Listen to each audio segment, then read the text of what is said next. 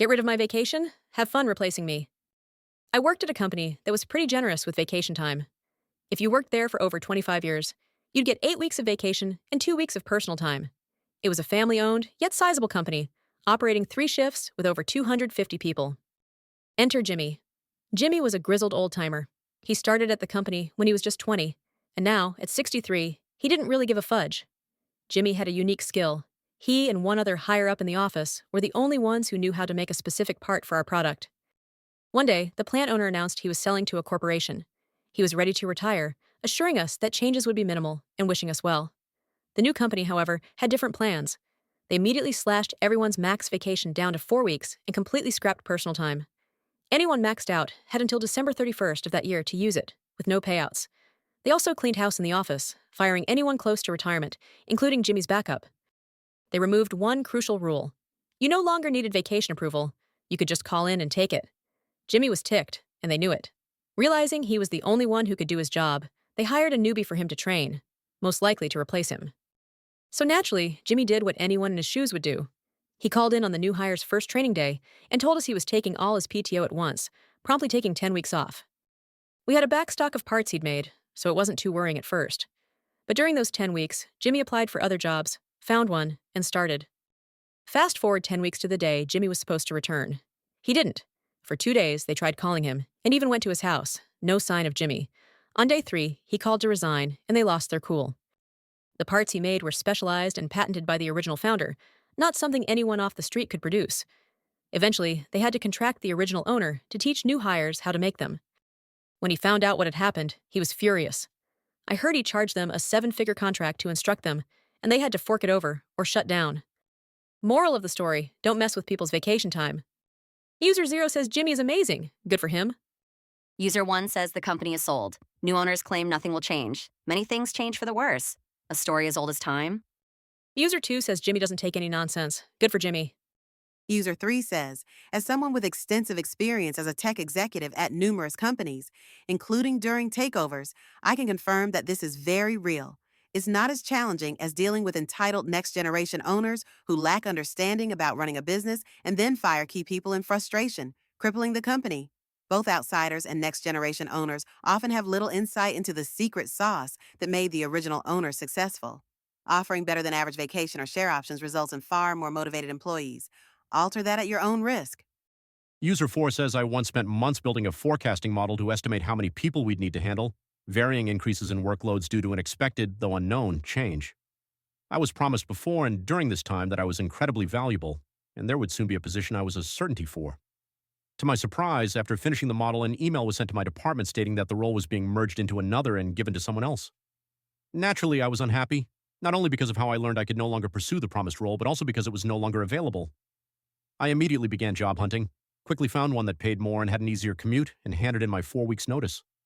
No one asked me to hand over the model I'd worked on for so long, and even after informing my manager that someone needed to learn it, I left as the only one who knew how it worked. Guess who got a call a couple of weeks after leaving because my old team couldn't figure out the model? I told them I would explain as much as I could in 10 minutes, but after that, they were on their own. User 5 says, so they never tried to contact the backup and rehire them? User 6 says, another moral of the story. If only 2 people in the company know how to do a critical function, make sure you never go below 2 people who know how to do it. Train a third person before releasing either of the original 2. User 7 says, save a dime to pay 7 figures, a great model used by most companies. User 8 says, at my previous employer, they did something similar by adjusting people's vacation policies, but it was announced mid-year during an all-employee meeting. The previous policy allowed employees to roll over 120 hours, which I thought was too high. New employees started with 160 hours and could work up to 280 hours by year 20. That all changed during the meeting. Vacation was now capped at 240 hours by the 15-year mark, with those already higher than that being grandfathered in. The major change was that by the end of the year, you could only roll over 40 hours, and by next year, it would be 0 hours for rollover. There was absolute chaos in our department alone, engineering new product development, and we had to use an additional 560 hours, 7 people times 80 hours, of vacation. Needless to say, projects fell behind schedule, and managers were upset.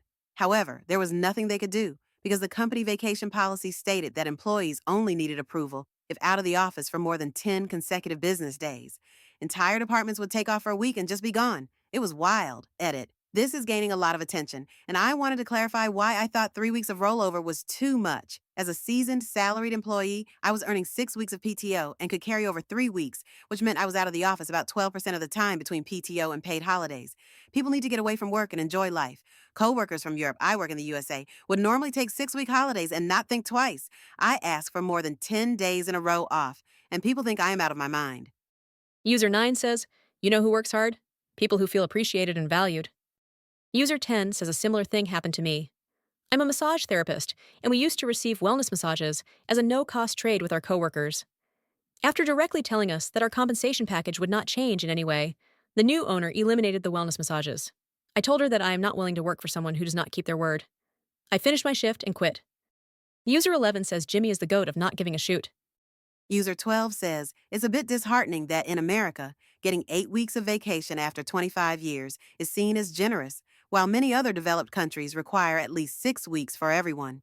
It seems this country doesn't always prioritize workers' well-being. User 13 says, firing everyone at retirement age is largely illegal in the US due to age discrimination. User 14 says a similar story happened to me. I had a job at a struggling, small company that was eventually sold. I had been underpaid by about 20% of the market rate for a while, and was really the only one who knew the processes, or did anything that could be considered billable hours. I knew it wasn't anyone being cheap, as they'd opened up all the books, and I saw I was the only one who hadn't taken a big cut.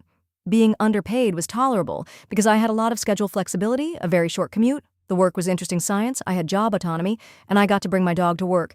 I had accumulated a month's vacation and was earning 4 weeks a year. Taking vacation was tough since there were so few people at the company.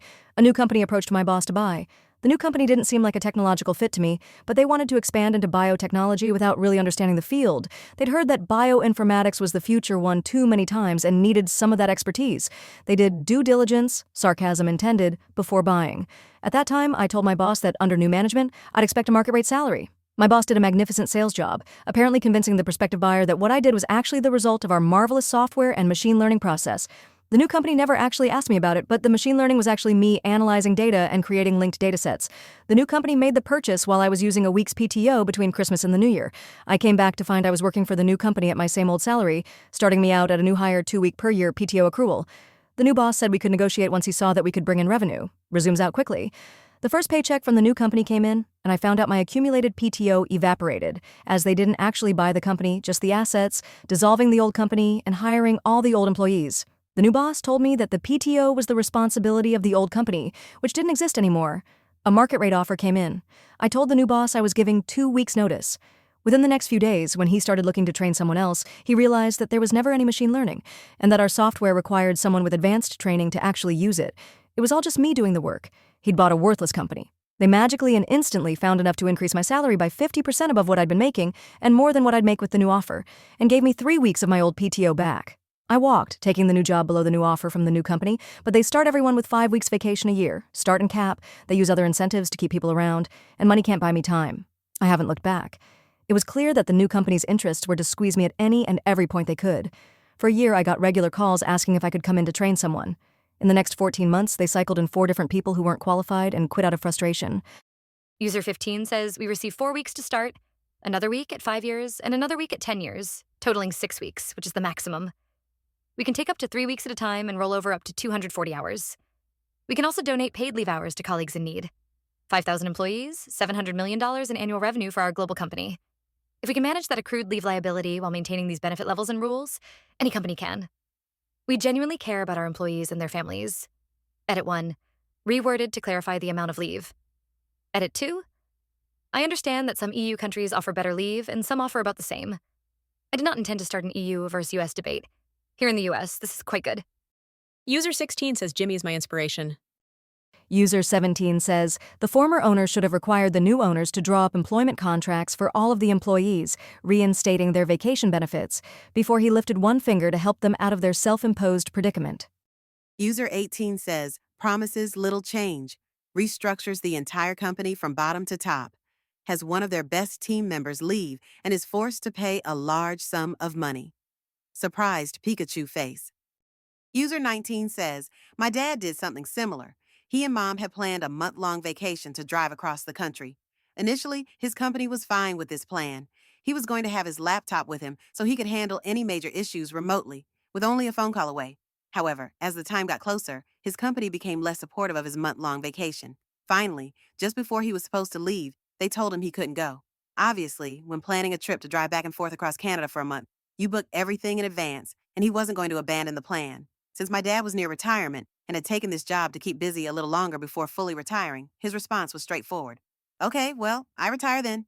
He returned his computer, packed up his office, and left for the vacation as planned. He's still retired to this day.